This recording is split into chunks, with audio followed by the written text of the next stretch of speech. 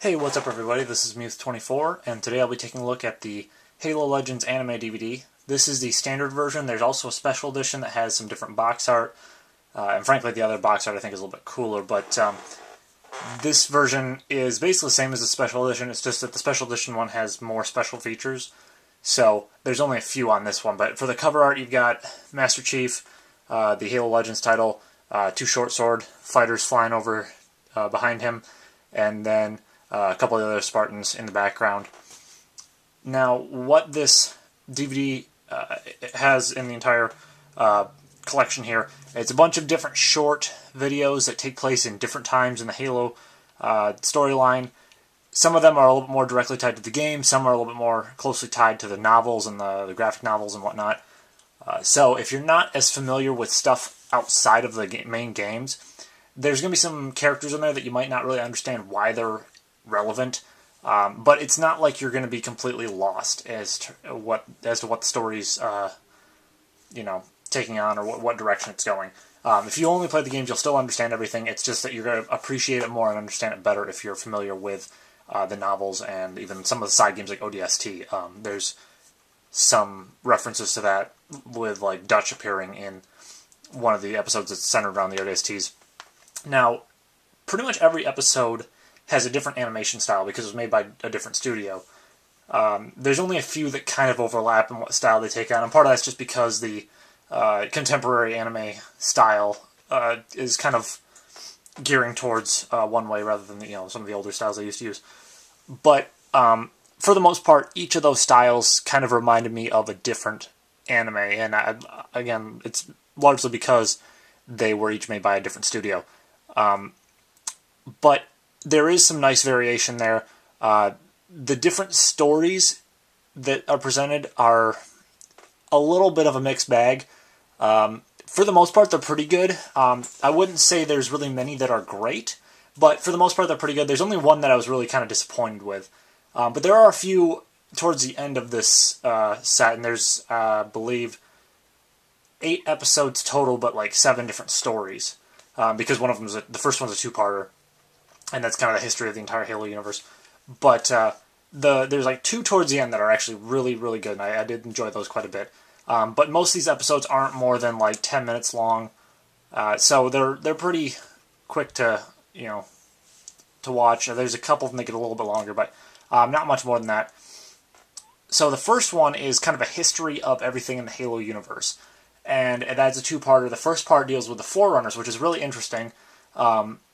The second part deals with the Human Covenant War, and if you've never experienced Halo at all, it sums it up, although it doesn't really do it justice because it is on such a time frame that they kind of have to crunch everything in really quick. And some of the stuff that the way they explain it is a little inaccurate, just because they are trying to crunch it for time. It's also been stated by some fans, I know that the time that story's being told is a long time after the end of Halo 3, and that Cortana could possibly be going rampant at that point. So some of those inconsistencies might be due to her own rampancy. After that, there is an episode called The Duel, which is the only one I really didn't like on this. Basically, it talks about one of the older Arbiters, long before the Arbiter from Halo 2 and Halo 3, and how he was, I believe, the first, or one of the first Arbiters to break away from the Covenant's ideals, and that basically the Prophets send someone after him to kill him. And it's kind of like, I've heard this song and dance before, but what really kind of annoyed me with it was they just try to push so much this idea of the feudal Japanese parallel to the elites and their code of honor. And the art style was admittedly kind of cool, where it's all watercolors and kind of blurry, but the story was just really hokey and seemed very forced. So I wasn't a fan of that one. There's also one where they have another Spartan called, his number is 1337, joke of being the elite Spartan, and he's kind of an idiot, and he ends up falling out the back of Pelican, I believe, and crashes in this unfamiliar area, and the Prophets believe that it's John 117, so they send this creation of theirs after him to fight him, and he ends up rallying the help of all these different characters that are kind of parodies of Dragon Ball Z characters and whatnot. And that one's pretty funny, admittedly. There's also one called Prototype, which is one of my favorites in this.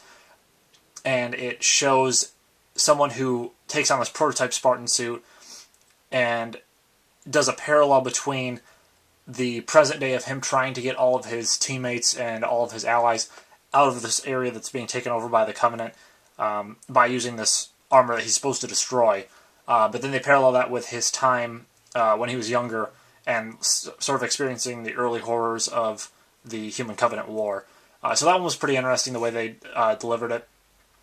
And the other one that I really enjoyed was the package, which was the last episode on this, and it's actually the one that they rendered in 3D, like you see here on the front of the DVD case.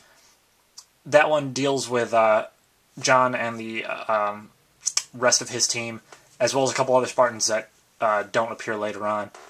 But that deals with them and their relationship to Halsey, and kind of shows how they worked as a team before Master Chief was off by himself. So that one was pretty interesting to see kind of a different side of Spartan 117. And he's actually not quite as important to the story as the other Spartans are, which was also kind of interesting. So as a whole, these stories are pretty good. I wouldn't say they're phenomenal, but they're interesting for someone who's a fan of the Halo series. Like I said, if you know more about the novels, it's going to help, but it's really not necessary. As for the special features on this, there's really not much. There's just kind of the commentary by Frank O'Connor and Joseph Chow, and then there's also a trailer for Halo Reach. But this one isn't terribly expensive. I got it used for like $8, and so the case is a little beat up, but it's not in terrible shape. But I don't think it goes for much more than like $10 or $12 online now, so it's really not that expensive. You want to get the special edition, it's going to run you a little bit closer to $15 or $20. But either way, if you're a fan of Halo, it's definitely worth checking out.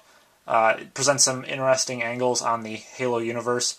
If you're not a fan of Halo, it might be kind of an interesting little sci-fi collection for you, because it is easy to, browse through there with all these really short episodes.